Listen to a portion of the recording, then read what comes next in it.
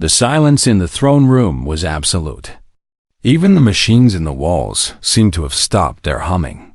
Every Valkyrie in the room was frozen, their compound eyes fixed on the two small humans, who had walked into the heart of their power and refused to break.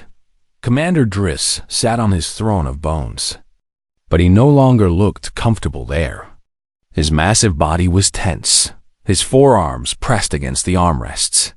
His red eyes had not left Taeho's face for several long minutes. The human stood before him, calm and still, waiting. There was no fear in his posture, no nervousness in his hands. He stood like a man who knew exactly what he was worth, and that worth was not measured in size or strength, it was measured in will.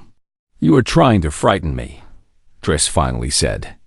His voice was quieter now, almost thoughtful. "You are using your words the way we use our ships. As weapons. Is it working?" Taeho asked. The same question Yuna had asked him in the corridor, hours ago. Driss did not answer. Yuna stepped forward. "Commander, we did not come here to threaten you. We came here to negotiate. But negotiation requires both sides to understand each other.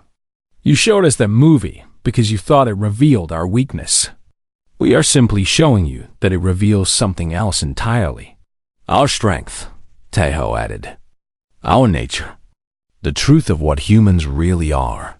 Driss was quiet for another long moment. Then he raised his hand, and the holographic screens around the room flickered back to life. But this time, they did not show the Predator movie. They showed something else. War. Human war. Tanks rolling across fields. Planes dropping bombs on cities. Soldiers charging into gunfire. Nuclear explosions blooming like flowers of death. The screens showed every major conflict in human history, one after another, an endless parade of violence and destruction. "We watched all of this," Driss said.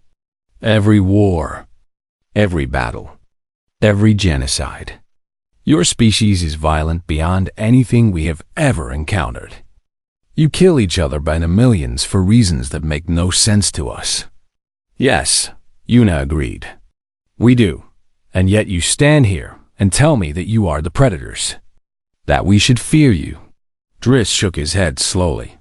"You have spent your entire existence killing yourselves.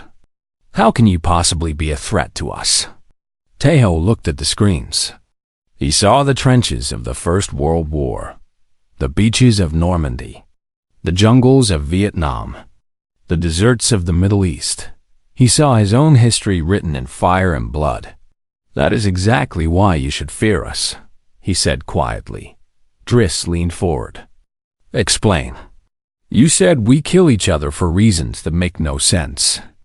But that is because you do not understand. We do not kill because we have to. We kill because we choose to. War is not something that happens to us. It is something we create." He pointed at the screens. "Every one of those wars started because humans decided to fight. Not because we were cornered. Not because we had no other choice. We chose violence. We chose conflict.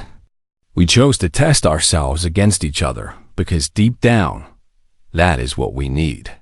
That is what we are." Yuna picked up the thread. "Your species conquers because you want resources, territory, power. Those are rational reasons. But humans go to war over ideas, over beliefs, over pride. We will burn our own cities rather than let them fall to an enemy. We will sacrifice millions of lives for abstract concepts like freedom and honor." "That is insanity," one of the Valkyrie soldiers muttered. "Yes," Taeho agreed. "It is, and that is exactly why you cannot beat us." He turned to face the Valkyrie soldiers surrounding them. They were all armed. They were all bigger than him. And they were all listening. "You want to conquer Earth," he said. "Fine, bring your fleet. Land your troops. Take our cities. But know this, every block will be a battlefield. Every building will be a fortress. Every human you encounter will be a soldier, whether they carry a weapon or not. His voice rose, filling the throne room. We will not surrender. We will not submit. We will fight you in our streets and in our homes and in our schools. We will teach our children to fight before they learn to read. We will turn our entire species into an army, and we will make you pay for every single meter of ground. He looked back at Driss. And when you finally think you have won, when you think the war is over, we will rise again. From the ruins. From the ashes. From places you never thought to look. Because that is what humans do. We survive.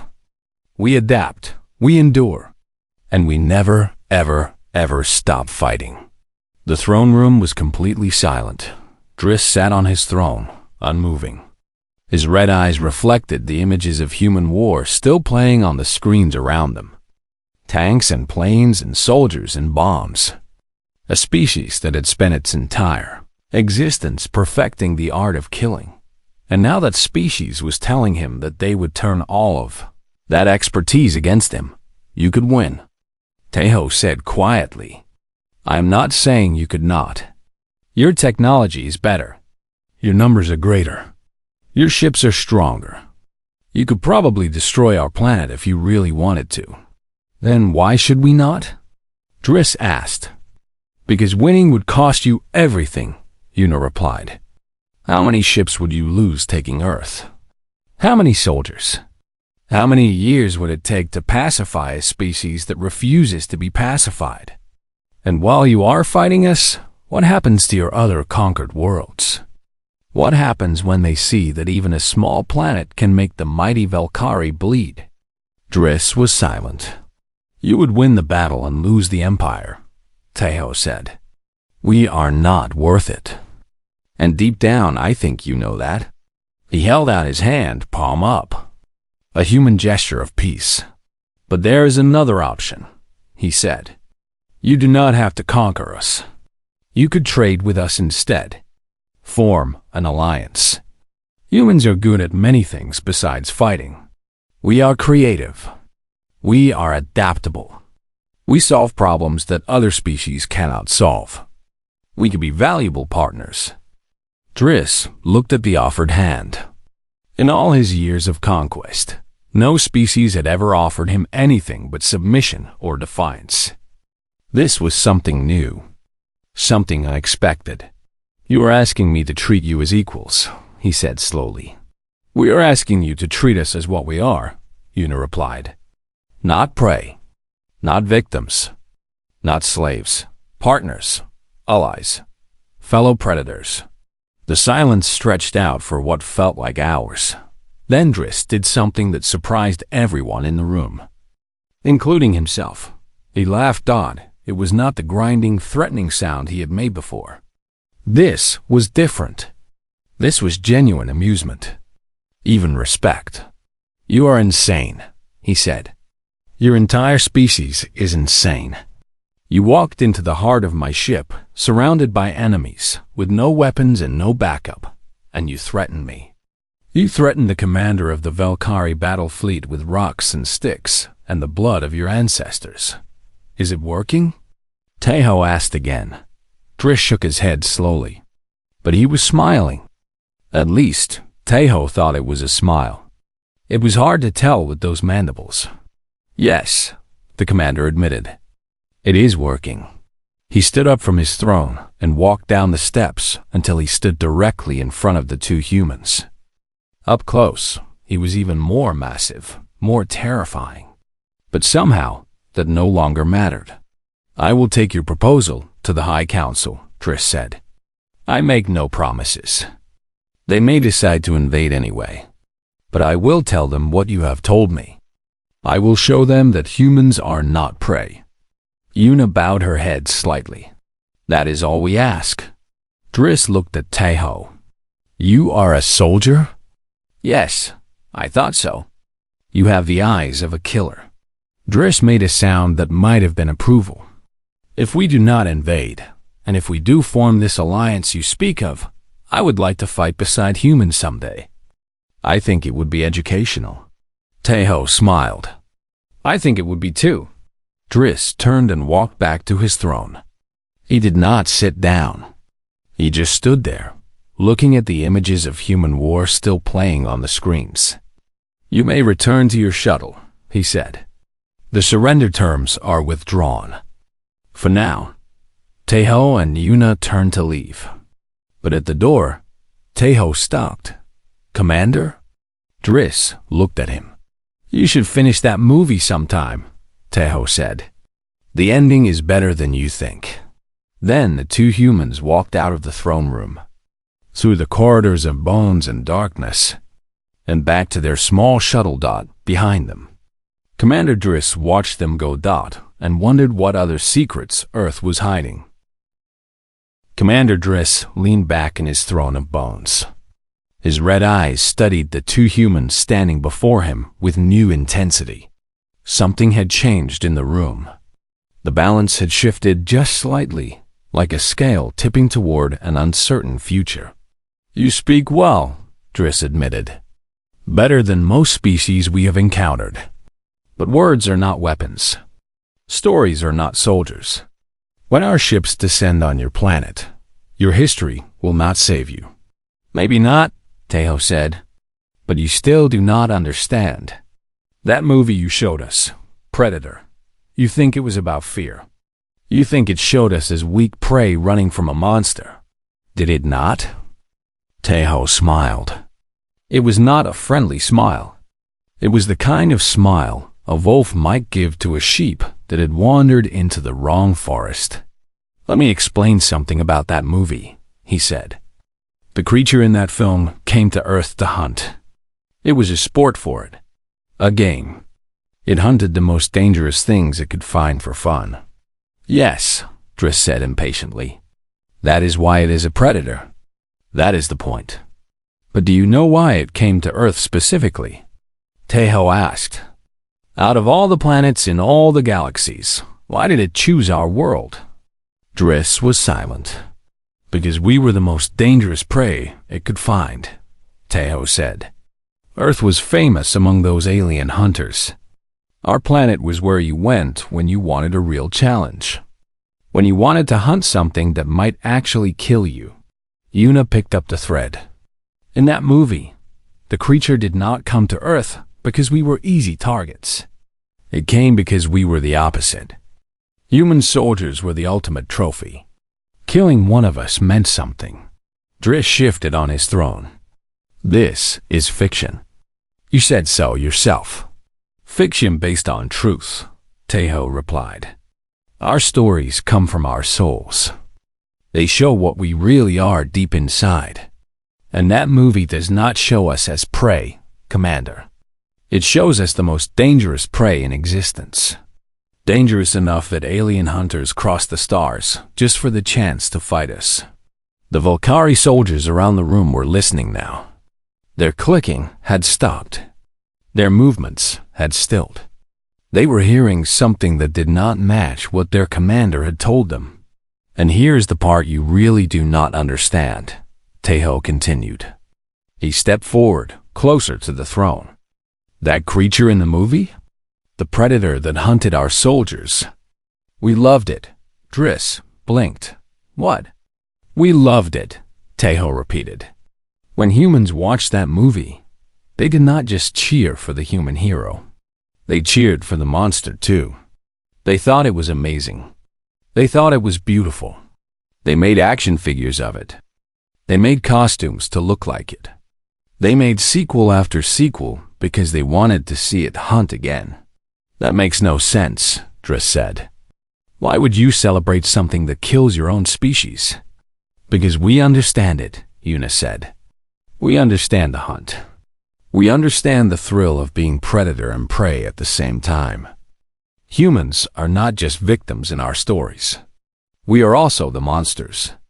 We are also the hunters. Teho nodded. On our planet, we have creatures called tigers. They are massive cats with claws and teeth that can kill a man in seconds. They are some of the most dangerous predators on Earth. And? Driss asked. We almost made them extinct, Tejo said flatly.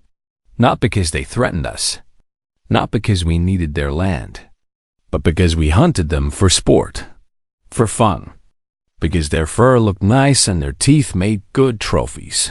He let that sink in. Bears, he continued. Wolves, lions, sharks. Every predator on our planet has learned to fear us. The ones that did not learn are dead. We did not just survive against them. We dominated them. We pushed them to the edge of existence, and then, when we realized what we had done, we had to make laws to stop ourselves from hunting them anymore. Driss was very still now. You showed us a movie about a single alien predator hunting humans, Tejo said. And yes, it killed some of us. But one human killed it back. One human, alone, with rocks and mud and fire. And that is not even our best story. What do you mean? I mean, we have stories where humans hunt the monsters, Tejo said. Stories where we track down creatures in the dark and destroy them. Stories where we go into the lairs of beasts and come out covered in their blood.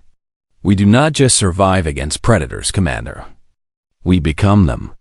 Yuna reached into her jacket and pulled out a small device. May I show you something? Driss hesitated, then nodded. Yuna pressed a button, and a holographic image appeared in the air between them. It showed Earth, beautiful and blue, floating in the darkness of space. This is our planet, she said. 8 billion people, as you said. But let me show you something else. The image zoomed in, focusing on different regions. Forests, oceans, mountains, deserts. Every ecosystem on our world, Yuna said, has been shaped by humans. We have changed the climate. We have moved rivers. We have built cities where there was only wilderness.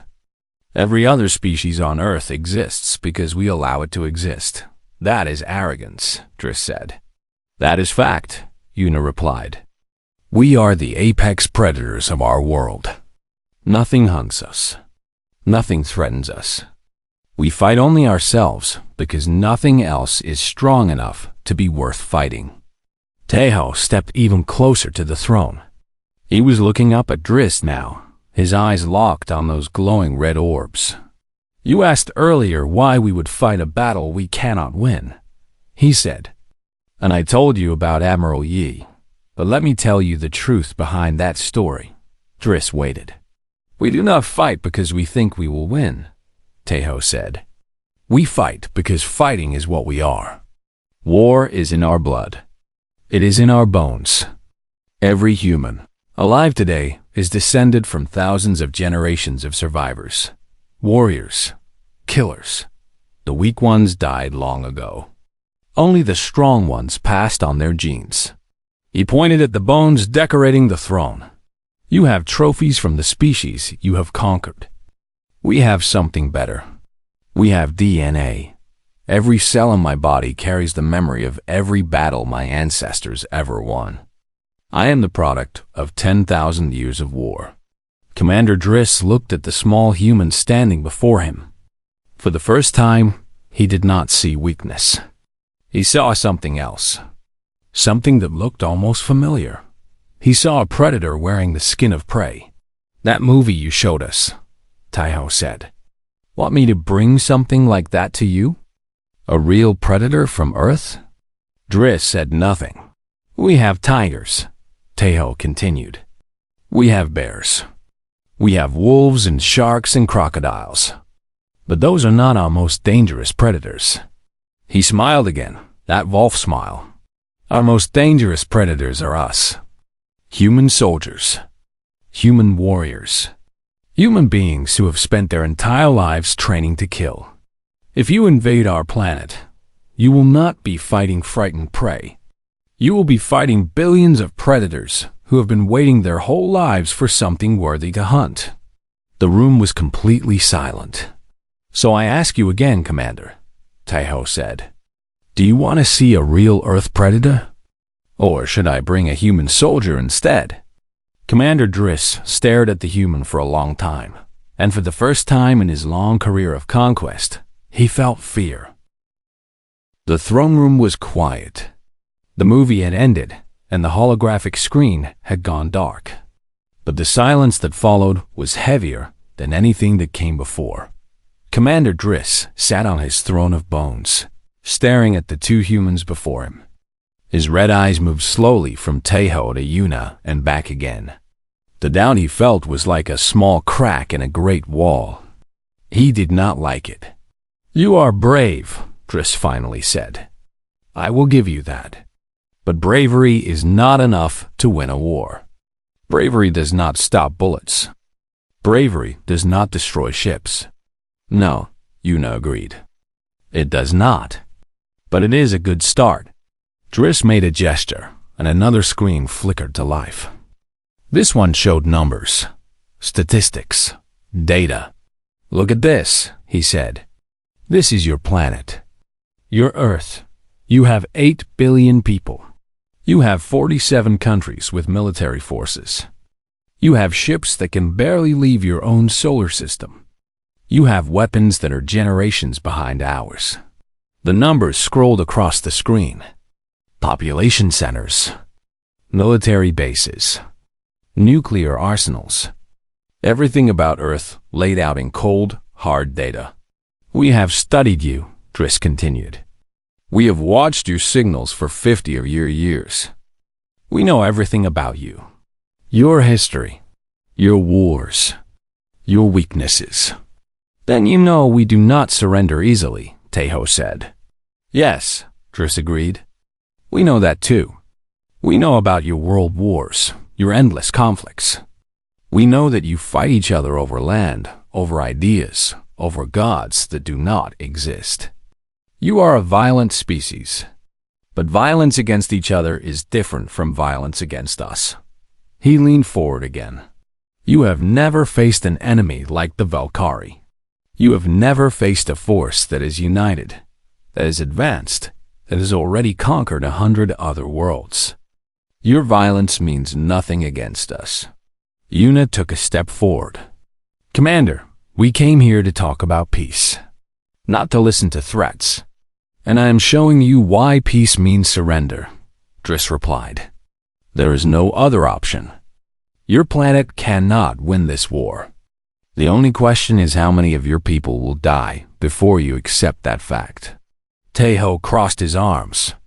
"Can I ask you something?" Driss looked at him with something like curiosity. "Ask. Why did you pick that movie?" The question seemed to confuse the Valkyrie commander. "What do you mean?" "Out of all the transmissions you collected from Earth, all the movies and shows and broadcasts, why did you pick that specific one? Why Predator?" Driss considered the question. "Because it showed what humans fear. It showed a powerful hunter destroying your warriors with ease. It was a perfect example of what you will face when we invade." "But you could have picked anything," Tejo said. "You could have shown us disaster movies, alien invasions, monsters destroying cities. Why did you choose a movie where the creature loses in the end?" Driss was silent. "I think I know why," Tejo continued. "I think you watched that movie and saw what you wanted to see. You saw the Predator winning. You saw humans dying. You saw fear and blood and death. But you turned it off before the end, did you not? You never saw the human win." The other Valkyrie in the room shifted uncomfortably. Some of them glanced at their commander, waiting for his response. "That is ridiculous," Driss said. But his voice was not as strong as before. "Is it?" Yuna said, "Because that would explain a lot. You studied our transmissions, but you did not understand them. You saw humans fighting and dying, and you thought that made us weak.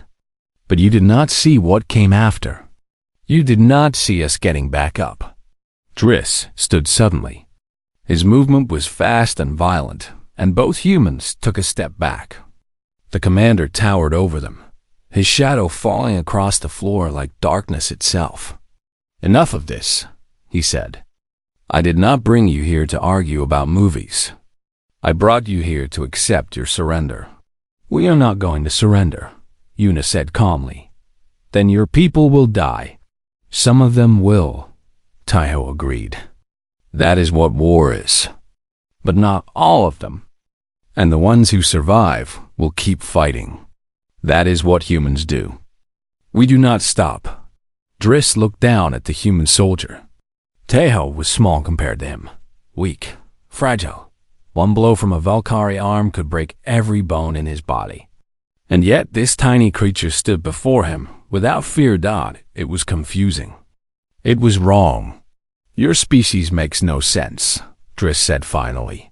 You cannot win, and yet you refuse to give up. Why? What is the point of fighting a battle you know you will lose? Taiho thought about the question. It was a good one. From a logical perspective, Driss was right. The numbers did not favor Earth. The technology gap was enormous. The Valkyrie had conquered 100 worlds. What chance did humanity have? Let me tell you a story, Taiho said. A true story from our history. Driss sat back down slowly, his eyes still fixed on the human. Hundreds of years ago, Taiho began. There was a country on our planet called Korea. That is where I come from. At one point, this small country was invaded by a much larger empire. The enemy had more soldiers, more weapons, more resources. By every measure, Korea should have lost. And did it? Driss asked. No, Taiho said. A man named Yi rose to defend his country. He was an admiral, a leader of ships. And even though he was outnumbered, even though everyone said he could not win, he fought anyway. He won battles that should have been impossible. He turned the tide of the war with a handful of ships against hundreds. That is one man, Driss said. One battle. It means nothing. You are wrong, Taiho said. It means everything. Because it shows what humans are capable of when we have no other choice. When our backs are against the wall, when surrender means death or slavery, we do not give up. We fight harder. We think smarter. We find ways to win that our enemies never expected. Yuna stepped forward to stand beside Taiho. That is not just one story, Commander. Our entire history is full of stories like that. Underdogs who won. Empires that fell. Conquerors who thought they were invincible until they were not. Driss was silent for a long moment. The other Valkyrie watched their commander, waiting. You are trying to convince me that humans are dangerous, Driss said slowly. That invading your planet will be costly. That we should think twice before attacking. Yes, Yuna said. That is exactly what we are trying to do. It will not work, Driss said. But his voice lacked conviction. Taiho smiled. Maybe not, but we had to try. Because that is what humans do. We try. We fail. We try again. And eventually, we succeed. He looked up at the throne of bones, at the trophies that decorated this room of death. All those species you conquered, he said. How many of them tried to negotiate? How many of them showed you what they were capable of before you invaded? Driss did not answer. None of them, Taiho said. They all surrendered or they all died without making you think twice. But we are different. We are showing you exactly who we are. And if you are smart, you will listen. The room was silent again. And for the first time, Commander Driss wondered if he had made a mistake. The holographic screen filled the entire room with light. The images were sharp and clear, better quality than any television on Earth. The Valkyrie technology was impressive, Taiho had to admit. They had taken an old movie and made. It looked like it was happening right in front of them. The jungle on the screen was dark and dangerous. Trees rose high into the air, their leaves blocking out the sun. Mist floated between the trunks like ghosts. And somewhere in that mist, something was hunting.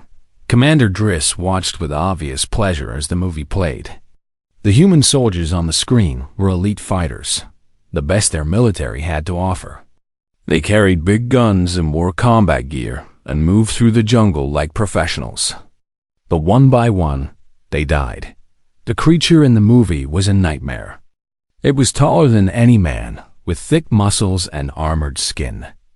Its face was a horror of mandibles and teeth. It could turn invisible, blending into the jungle until it was right behind you. And when it struck, it was fast and brutal and impossible to stop. On the screen, a soldier fired his weapon into the trees. The bullets hit nothing. Then something grabbed him from behind, and he screamed. "Your people made this," Driss said. His voice echoed through the throne room. They imagined this creature in their minds and put it on their screens. Do you know why? Una did not answer. She was watching the movie with a strange expression on her face. "Because you are prey," Driss continued. "Deep in your souls, you know what you are. You are not hunters. You are not warriors. You are food. And your greatest fear is something like this. Something that hunts you in the dark. Something you cannot see until it is too late." The movie showed more death. More blood. The soldiers fell one by one, picked off by the invisible hunter. Their weapons were useless. Their training meant nothing. Against this predator, they were helpless. Tejo watched the screen, but his mind was working. He was starting to understand what Driss was doing. The alien commander was not just showing them a movie. He was making a point. He was trying to break them before the real negotiations even started. It was a classic tactic. Show your enemy something terrifying, then offer them a way out through surrender. Make them think that fighting is hopeless. Make them believe they have already lost. But Driss had made a mistake. A big one. The movie continued. The last few soldiers were making their final stand. The hero, a muscular man with determination in his eyes, was facing the creature alone. He had no weapons left, only his fists and his will. "Look at him," Driss said, pointing at the screen. "Even your bravest warrior is terrified. Even he knows he's going to die. This is the truth of your species. You are soft. You are weak. You are prey." The Volcari soldiers around the room made sounds of agreement. Some of them clicked their mandibles together in what might have been laughter. Others stamped their feet on the floor in a slow rhythm, like a drumbeat of doom. "This creature," Driss said, "does not exist. It is fiction, imagination, but we are real. We are the Volcari.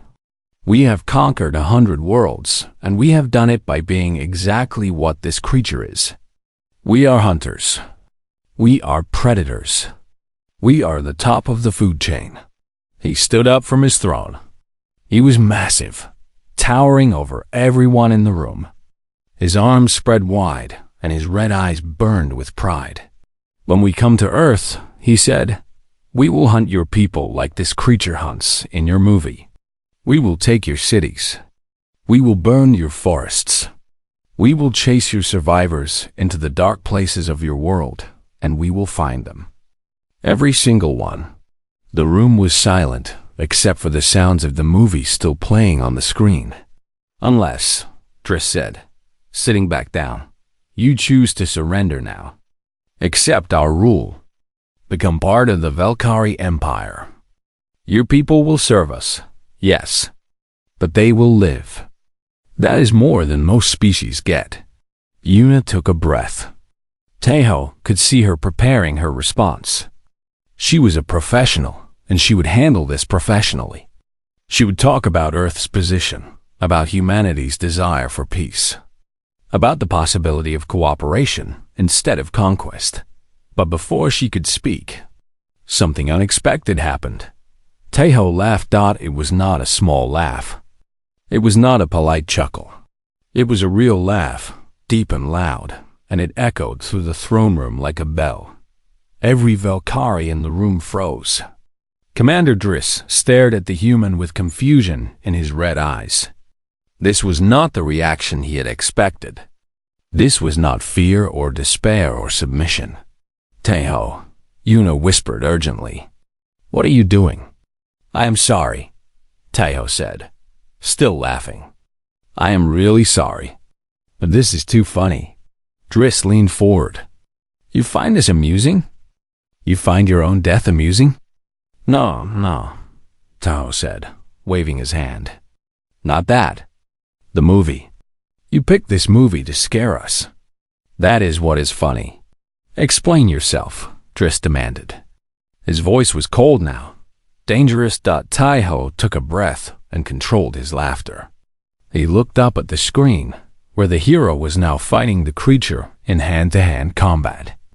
The man was covered in mud, bleeding from a dozen wounds, but he was still fighting. You said this creature is a predator, Taiho said. And you are right. In this movie, it is the ultimate hunter. It comes to Earth and it kills our soldiers like they are nothing. It has technology we cannot understand. It has weapons we cannot match. It is faster, stronger, and smarter than any human. Yes, Driss said impatiently. That is my point. But you missed the ending, Taiho said. You missed the whole point of the story. He pointed at the screen. That creature comes to Earth as a predator. But do you know what happens to it? A human kills it. One human. With no weapons. With nothing but rocks and sticks and his bare hands. The screen showed exactly that. The hero had built a trap, simple but effective. He had used the jungle against the hunter. He had used fire and mud and his own blood. And in the end, he stood over the dying creature, victorious. This movie is not about humans being prey, Taiho said. This movie is about humans being survivors, fighters. It is about how we never give up, even when we should. Even when we have no chance. Commander Driss was silent. You showed us this movie to scare us, Taiho continued. But for us, this movie is not scary. It is inspiring. When we watch this, we do not see ourselves in the soldiers who die. We see ourselves in the one who lives. The one who wins. Yuna stepped forward, understanding now what Taiho was doing. He is right, Commander. You have misunderstood human culture. Our stories are not about being victims. They are about overcoming impossible odds. Every monster in our fiction exists to be defeated. Driss looked at the screen. The creature was dead. The human stood alone, bloody but alive. This changes nothing, Driss said, but his voice was less certain now. Fiction is not reality. No, Taiho agreed. It is not. Reality is much worse. He smiled, and for the first time, Commander Driss felt something he had not felt in a very long time. Doubt. The ship was cold. Not the kind of cold that made you shiver, but the kind that reached deep into your bones and stayed there. Taiho noticed it the moment he stepped through the airlock. He pulled his uniform jacket tighter and looked around. The corridor stretched before them, long and dark. Strange lights glowed along the walls, green and purple, colors that did not belong together, but somehow worked on this alien vessel. The metal under his boots was black and smooth, like polished stone. Stay close, Yuna whispered beside him. She was shorter than him, but her eyes were sharp, and her mind was sharper. She had been a diplomat for 15 years, and she had talked down warlords, criminals, and politicians. But this was different. This was not Earth. Ho nodded. He was not a diplomat. He was a soldier, a captain in the United Earth Defense Force. He had been chosen for this mission because he was calm under pressure and because he could read a room faster than most people could blink. Right now, he was reading this corridor, and he did not like what he saw.